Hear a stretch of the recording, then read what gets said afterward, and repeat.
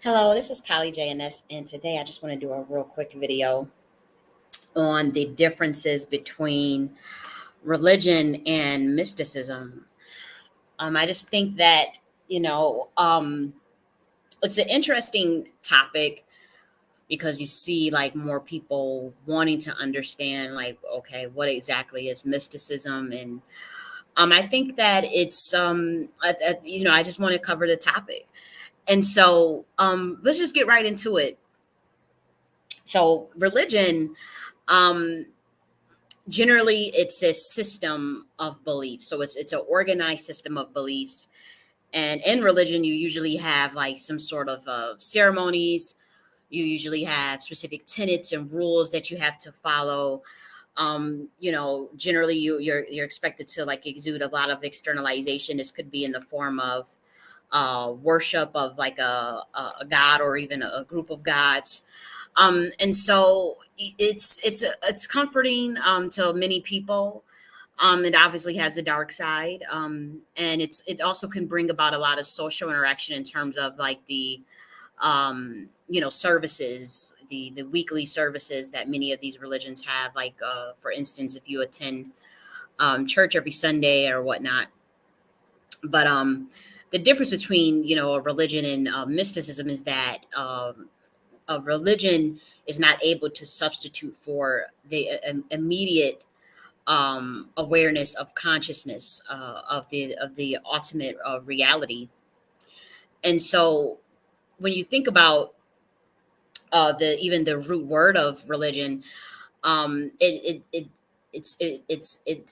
it alludes to like this sense of moral obligation, the duty, this sense of right.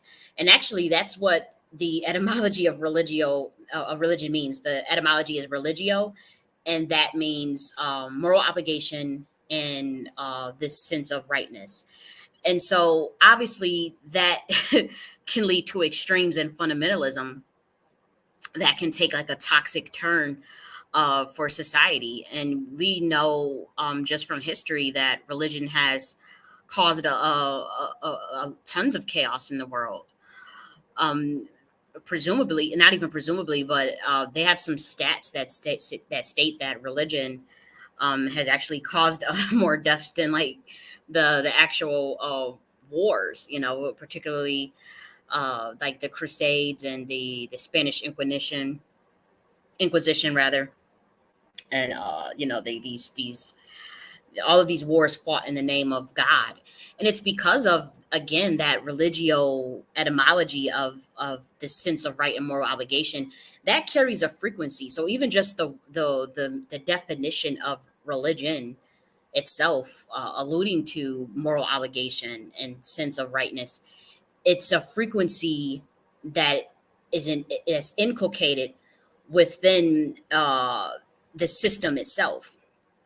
And so that leads to this organized system of beliefs and organized institutions and rules that would even engender people to feel so right and feel so, I guess, morally superior that they would have to infringe their particular beliefs on other groups of people. That's where you get like these the colonizer missionaries, all types of horrific things done in the name of religion. The way religion has justified the treatment of women in terms of sexual proprietary of women. And so, you know, um, as society evolves, they're becoming less religious, obviously. But people are wondering, what is this mysticism stuff, and what is the differences between spirituality and religion. And so mysticism itself is more transcendental. It's more individualized as well. And so it's a belief that you can be transcendental within your soul and your mind with the divine reality or divinity. And so through mysticism, one can attain immediate awareness or a consciousness of God. So it's very experiential. It's a direct experience with God. It's not externalized. There's not even necessarily a set of rules and beliefs. There may be ceremonies, perhaps, And um, a lot of religions do have elements of mysticism in terms of like their particular offshoots or branches. And so, for instance, for what I know, Islam has a form of mysticism called Sufism. Obviously, Judaism has Kabbalah. Christianity has Gnosticism. Hinduism has a series of mystic school of thoughts from the Advaita Vedanta. They have an offshoot of those that follow more of the Bhagavad Gita. That's like the worship of Krishna.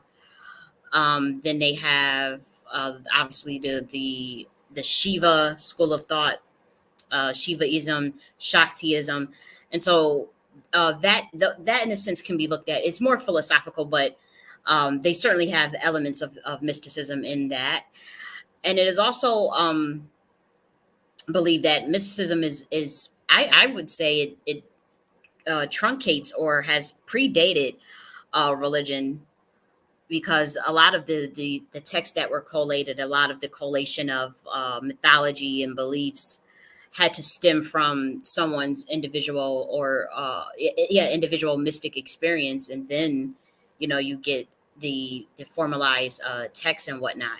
But mysticism, all in all, is the experience of this direct communion with God, this direct knowledge of God. So it is a lot more intuitive based, and it is more experiential. And I think I said that already.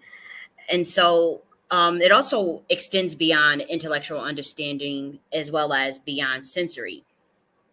And so those are the things I wanted you guys to know about the differences between religion and mysticism.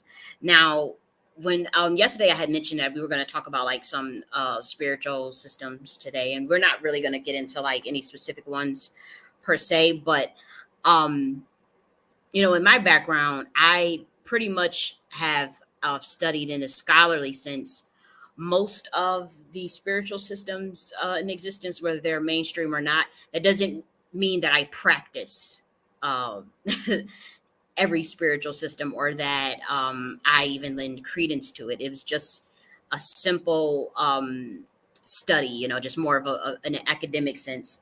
However, just the material that you study can still influence your energy in a sense.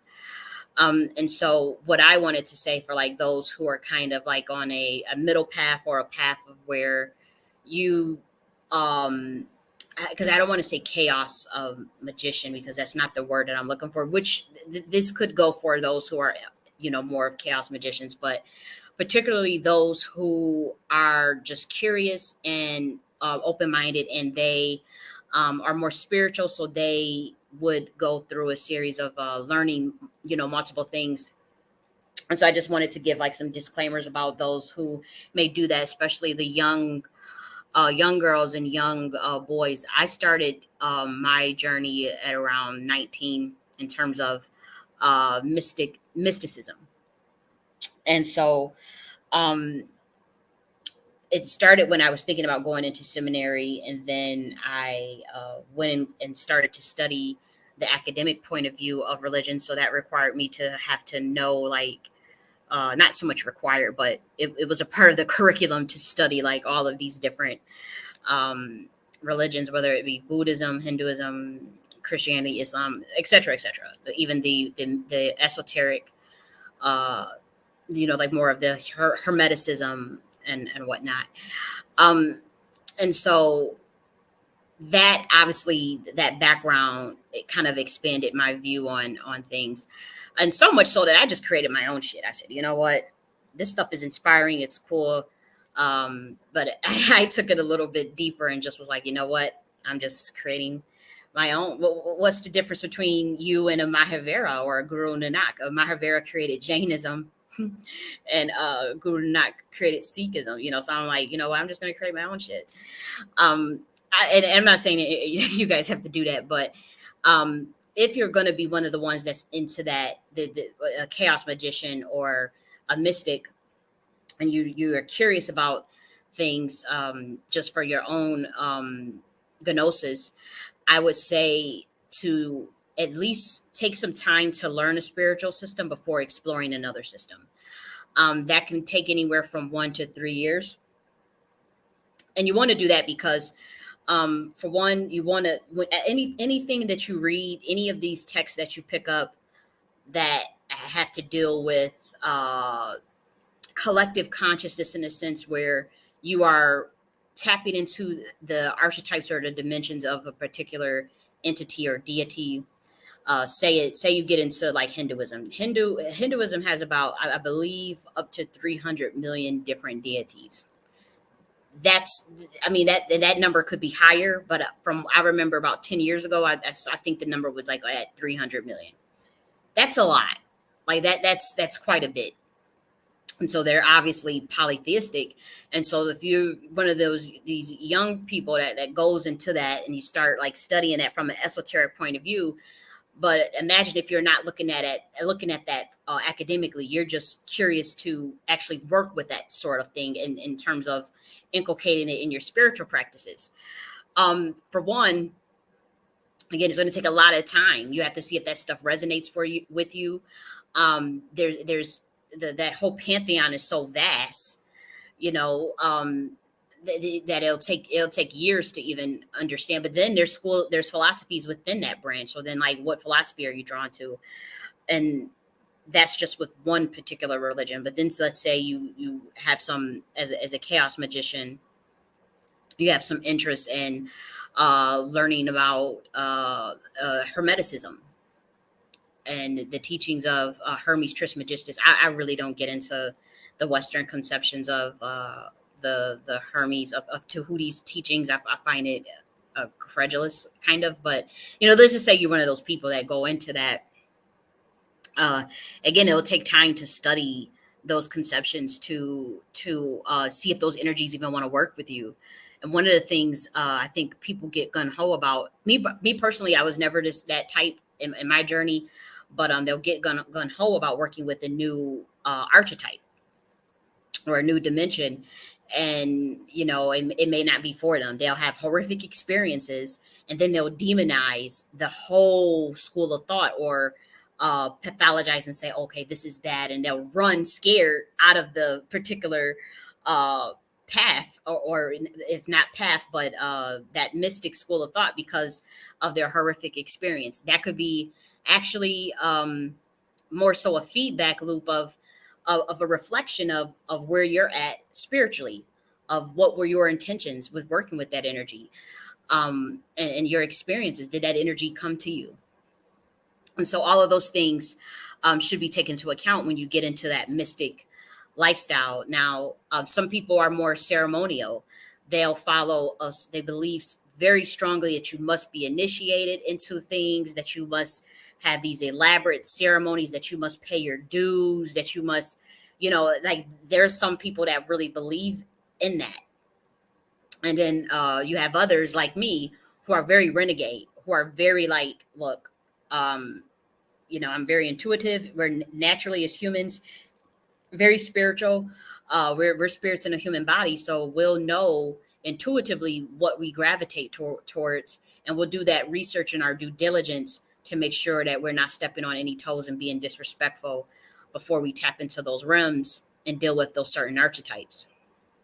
And and so I would say for me, it took years to develop a lot of the knowledge that I know, a lot of the energies that I work with. It took years. It just wasn't me just sloppily going all over the place, because I know I can come off, you know like a typical chaos magician, like somebody that's just like, oh, okay, she just dibble and dabble into all these things, and then when something goes wrong, it's like, oh, see, that's what you get. No, not necessarily. I took years. I let energies come to me. I never seek out a particular deity or archetype. I've never have. They've always come to me. Kali came to me when I was 18 years old. When I was 19, I would say. When I was 19 years old, Kali came to me. When I was 18, Yeshua, I used to have dreams of, a lot. And when I say come, it's about visitations via dreams. I just want to make that clear. Visitations via dreams. And so those energies came to me, and so many. I remember, some of them came to me in dreams, but I never followed up on it because I just never cared to. Um, like I remember Horus coming. Had and I've never been really interested into the Egyptian pantheon, so I never got into that. But yeah, I remember having a visitation from Horus a while back. That was like in 2015, and I just didn't look into it. But if it's really interesting, then I will do the research and look into it. Even with certain ceremonial systems, I took like 2 years to learn the Solomon ceremonial system. I don't work with the lesser key of Solomon. That was just a executive decision on my part, based on some awareness that I have about the dimension that I'm, some of my prior um, soul experiences, rather, that just don't allow me to gravitate towards that energy. I have nothing against it. It's just not me. It's just not for me. And so for anybody that's like 19, 20, 21, in your 20s, and you're like, okay, you're getting into the mystic lifestyle, the esoteric lifestyle, I would say take your time with the material.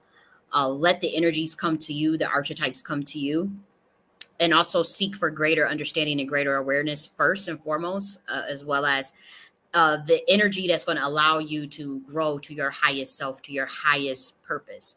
That's also very important when dealing with that, because again, the intentionality is key when you're working with those energies, and you want to build up enough experience and enough wisdom before you get into like more the deeper paths. Like, say, for those who work with some of the hard energies, how do I say, some of the I'll say this, the chaos energies of the divine feminine.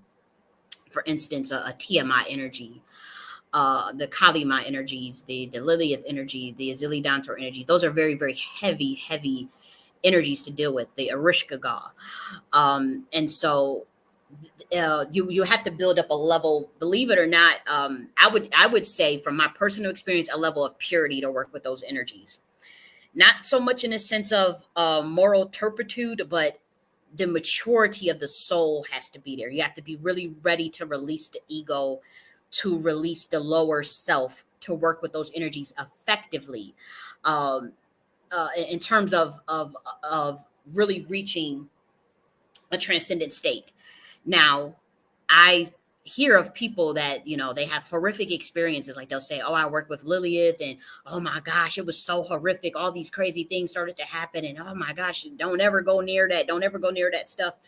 And to be honest, these are archetypes, for one.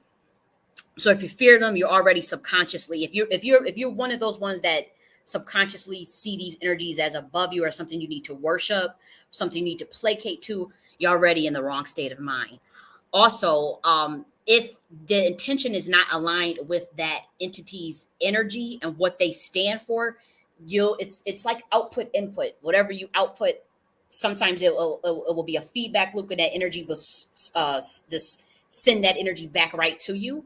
And so if your heart was not pure, if you haven't worked up enough stamina, or if it was just a frivolous, or maybe that archetype thinks what you're trying, your intentionality and that particular ritual or whatever you're trying to gain, is just foolish in their eyes, because they are so advanced and evolved beyond the human conceptions of this transactional relationship that many of you guys have with deities, in the forms of in the sense of, oh, you have to worship, or you have to beg and plead on your knees and be fearful.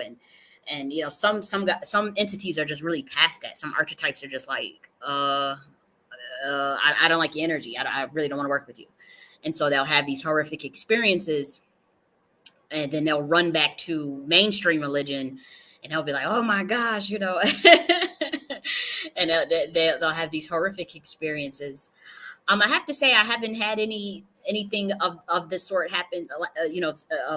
As far as like horrific experiences, I haven't had anything like that happen to me.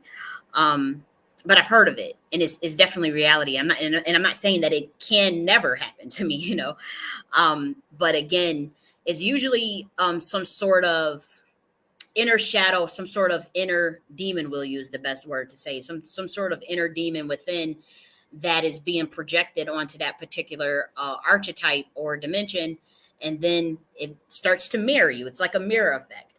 And so you're looking at you're projecting this fear, you're projecting this impurity in a sense onto this deity, and you already have these most likely indoctrinations and falsities about, you know, those specific energies anyways. And so it becomes a self-fulfilling prophecy.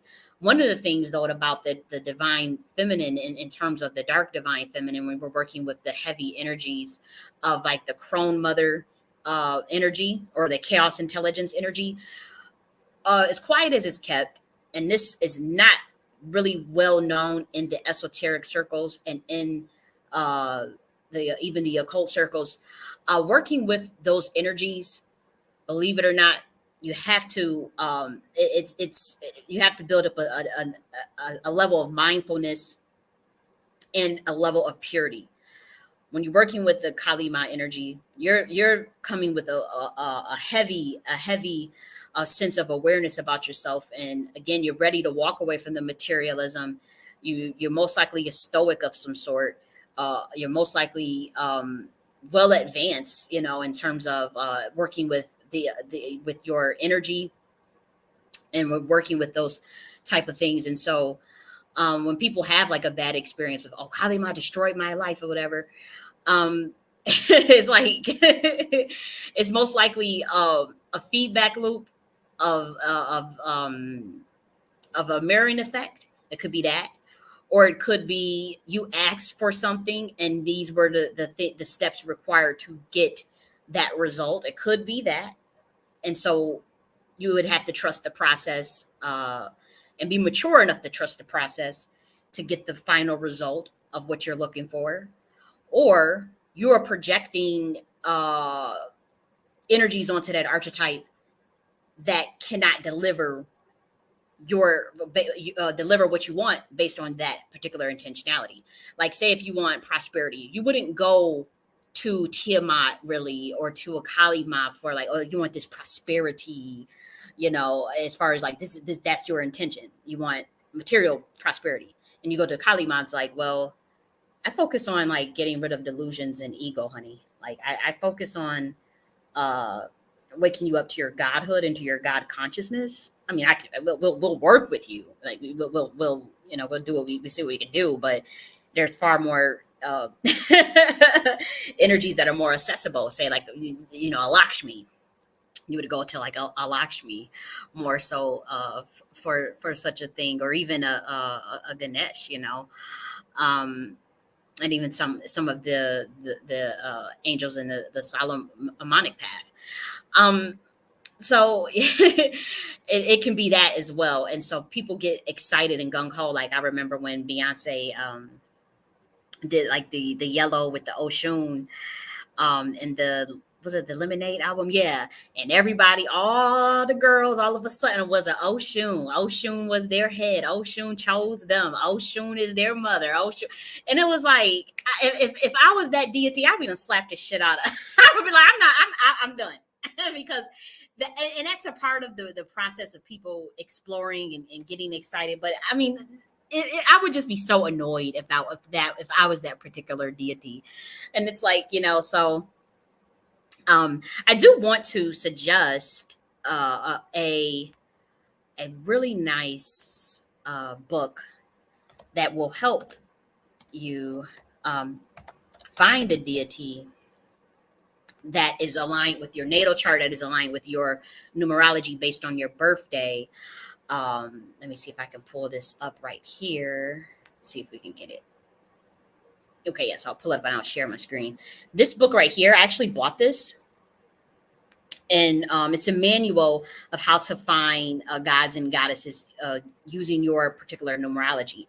And what's interesting, I'll tell you this: this book in particular um, confirmed. Sometimes it's confirming. Sometimes you're already well advanced on your path, and you already are working with certain entities. And when you do the numerology and you read the book, it's like, oh, every single for me, every single deity that came to me on their own in a dream, when I did this numerology and this linkage through this book, every single last one was already listed there, and I was like, oh, okay, and so I'll share that now because it's not going to be a long video. Let's see. Here we go. So this book right here is really good.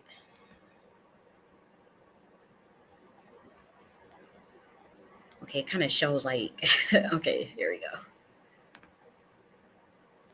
And so it's called Deity Linkage Manual: How to Find Your Gods and Goddesses Using Numerology, Spiritual Parents, Matron and Patron Deities, How to Set Up Altar Prayer and Offerings. Again, for me, I just was curious. This was actually recommended to me. And so I had decided to read it.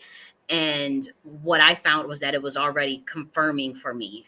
It was already, it already confirmed all of the deities that had already came to me through the numerology in terms of this book.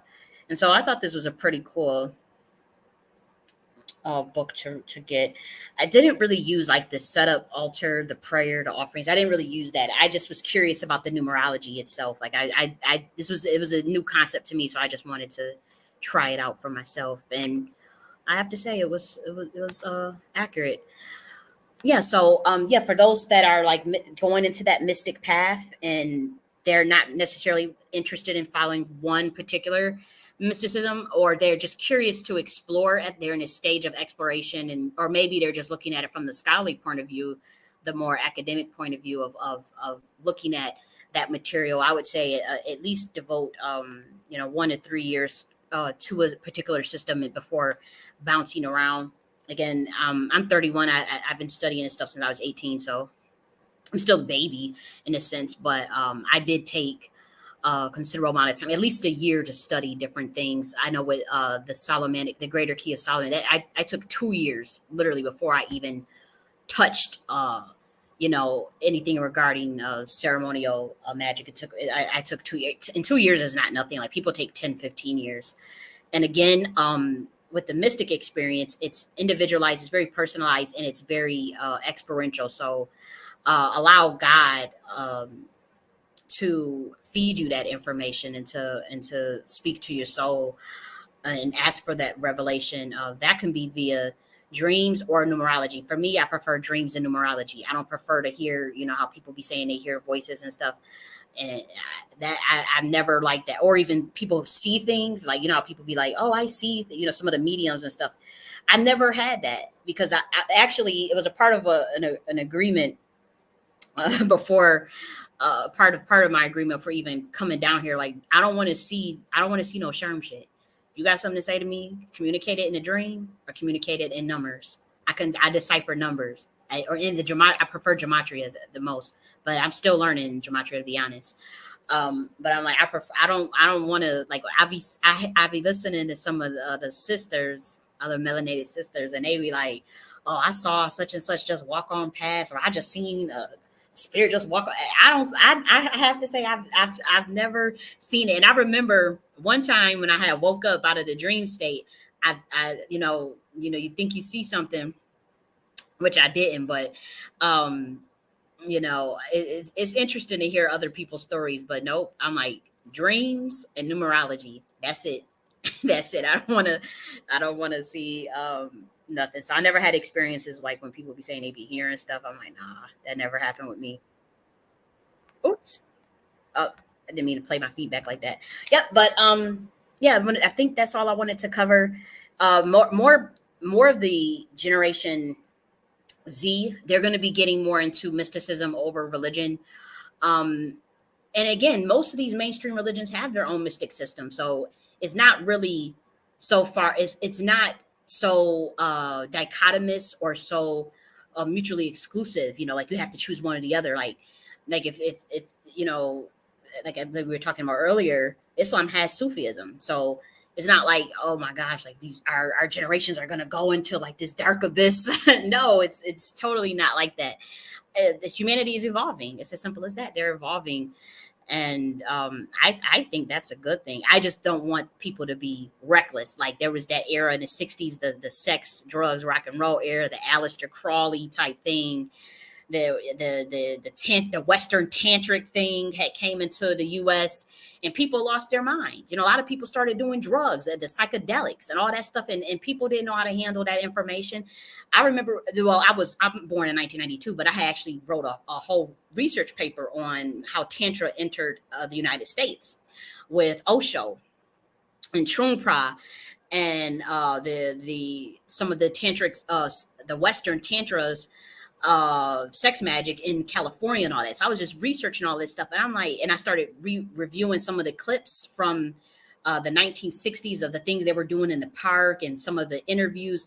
And I'm like, them youth just woke up one day and said, you know, they were socially engineered into that. And I'm like, they just woke up one day and said, you know what, I'm gonna practice it. Just no experience, just, you know, just on a whim. And you know, people started getting into all types of, they started doing shrooms and, you know, passing around STDs, and the culture got fucked up, you know. So I would be really one of those advocates to tell, you know, the youth, like, you need a disciplined approach for that. For one, you need to master your emotions, master your mind, and discipline the body before you get into all them type of practices. Because again, it may, when we talk about like some of the stuff with the left hand path, yeah, it may be the easiest, fastest way to enlightenment if you know what you're doing, but it's also the fastest way to self-destruct.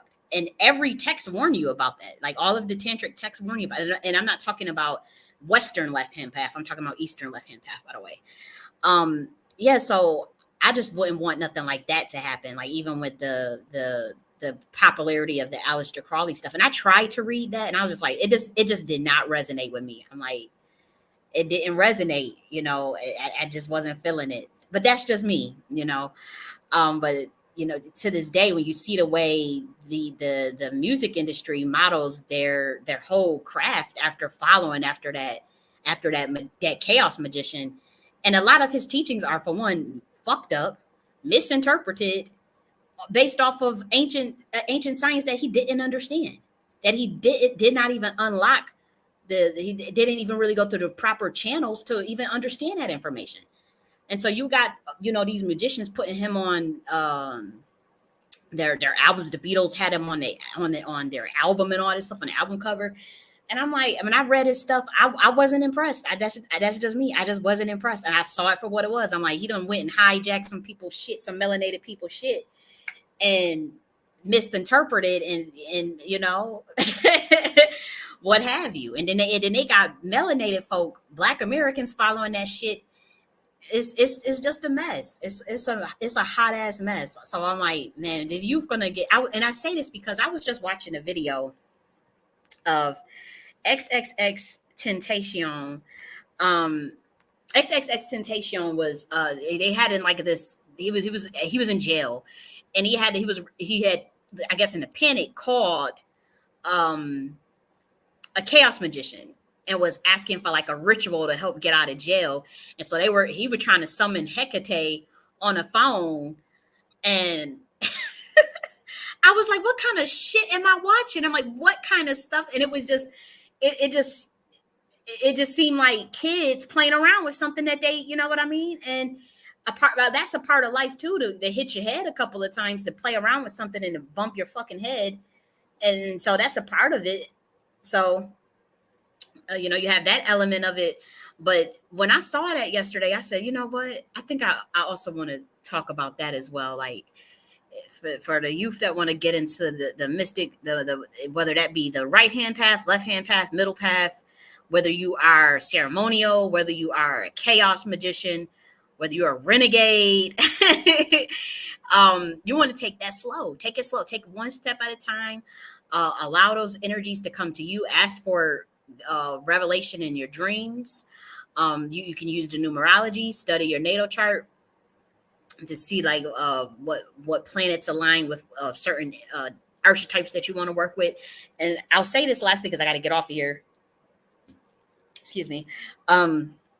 Also, when you want to talk about getting to the next level, or when you think about like how you should deal with those energies, I would say the best way is to think of how you want to take that energy into your personality, how you want to merge yourself kind of with that energy.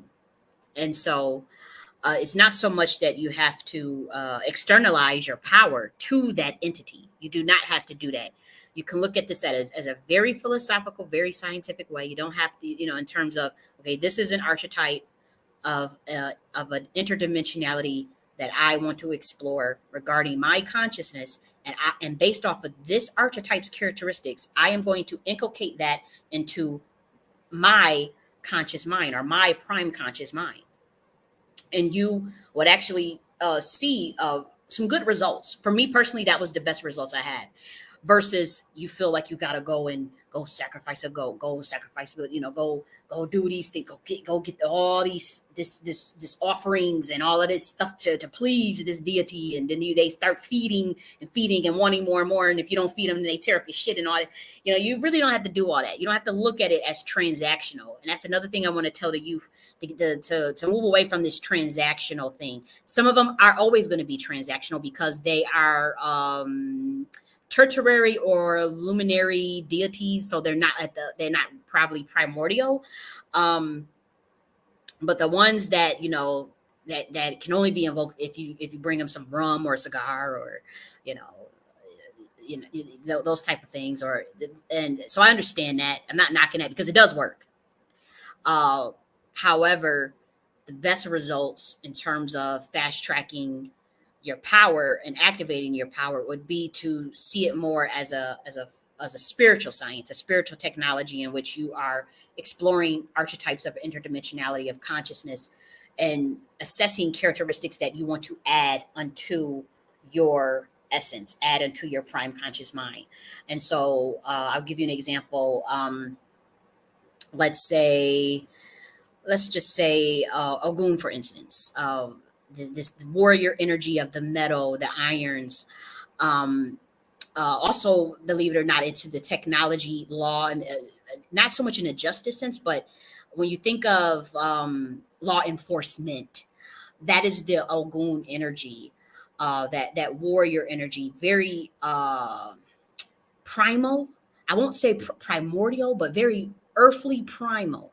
It's very primal, and he loves dogs and he loves grapes, and he does the rum thing, and uh, raw steak, raw beef steak, believe it or not. Um, but just say you were looking at that as in an archetypal archetype sense, where you wanted to tap into that dimension to inculcate it into your prime conscious mind. You would say, okay, Ogun is known for sophisticated warrior tactics, and say you join in the military or something. Say you're about to go into the military. You say, I want to take on that energy of, you know, uh, being this warrior, having these advanced skills, and being fast with reflexes. Then you would simply merge with that energy. You would simply be that energy. That's all you have to, and you would merge it in your subconscious mind.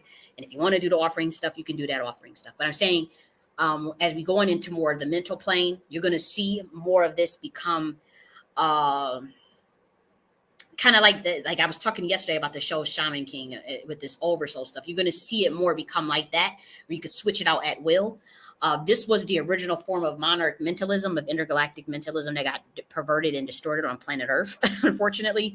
But this was this honestly was supposed to be this idea of mysticism and spirituality, and even a polytheistic thought. It was supposed to be a grand experiment with understanding, obviously, the ultimate divine and the creator God. But in terms of these different archetypes, that was really supposed to be it was the arts of the royal families. But it was really supposed to allow humans to explore the inner depths of their consciousness in terms of working with different aspects of dimensions and archetypes, and being able to harness that power. And to be honest, all you needed was the mental plane. You didn't need anything else. You certainly didn't need to sacrifice humans, and these they'd be doing the goats and the chickens and all that.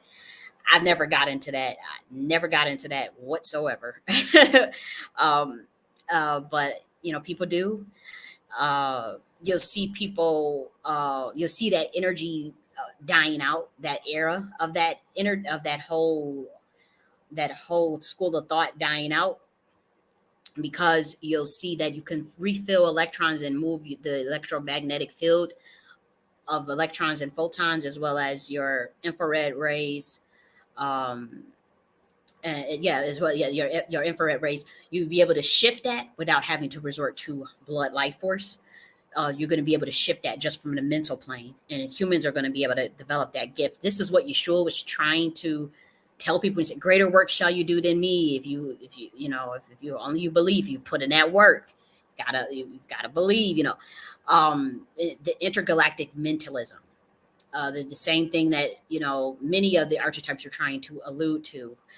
Um, so we're going to see humans' ability to work with their own energy in very, very powerful ways, without having to feel like they have to steal. And again, this is not everybody. I'm talking about the mystic, and obviously some of the renegades, and obviously esotericists. I'm talking to them. If you guys play back this is my audience, most likely, um, or those who are just curious.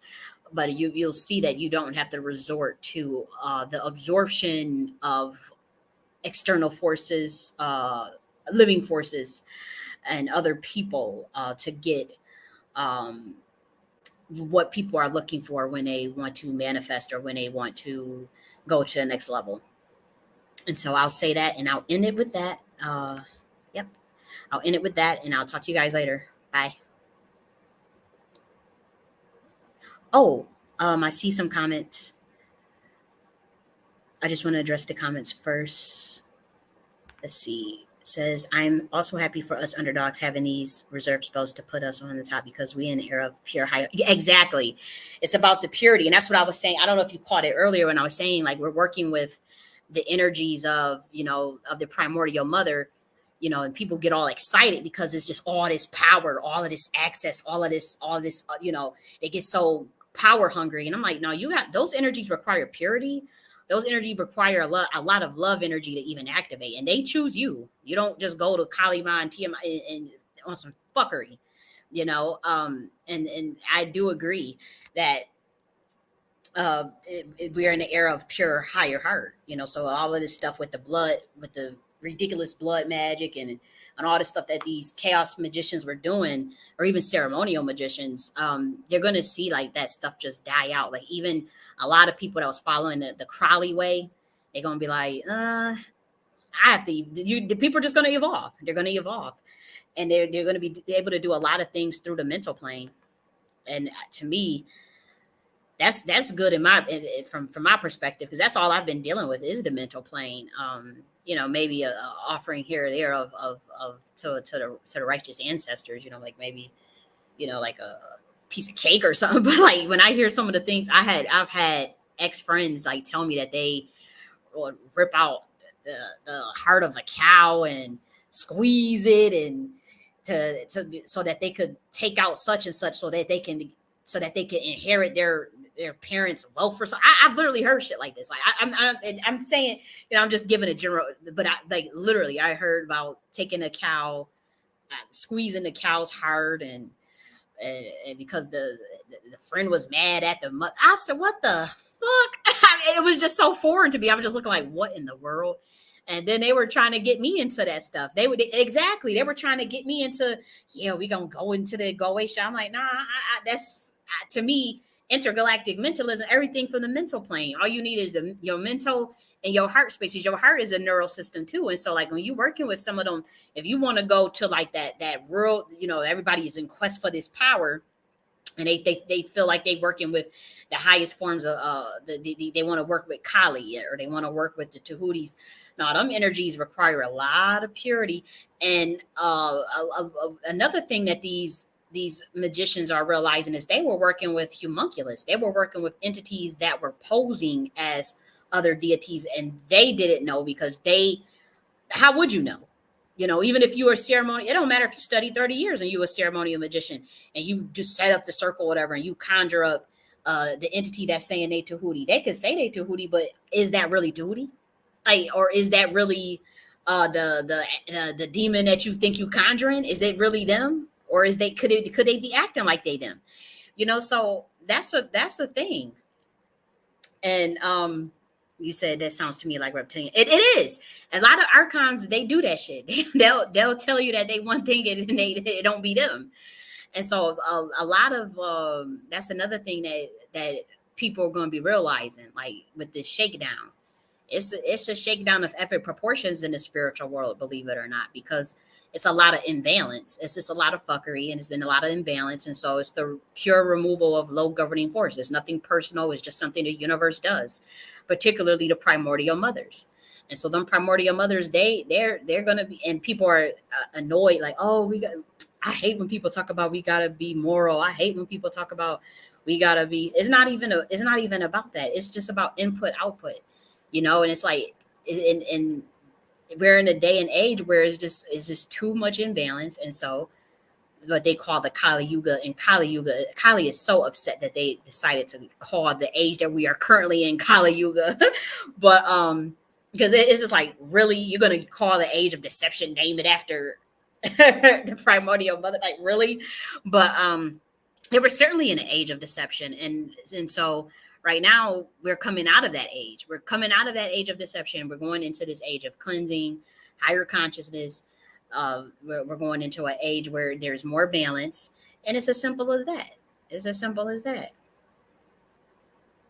Oh, thanks, Water of Humanity. It's been a rough. I've been doing this stuff for 2 years, and they've been coming after me, man. I'm like, dang, I didn't know what I was talking. To me, I just was writing my books and just talking my shit. But I didn't know it was that threatening to talk about these things. And I guess because I'm renegade, I'm not initiated in anything. I'm not controlled or in some organization. So it makes me be perceived as a threat, because anything can come out of my mouth, because I'm not bought, and there's nothing hanging over my head. I don't owe anybody anything, except for like student loans. But so um they be trying it. They be coming, and it's not just me. It's a lot of us that's out here that's renegade, that's trying to help humanity, and trying to you said this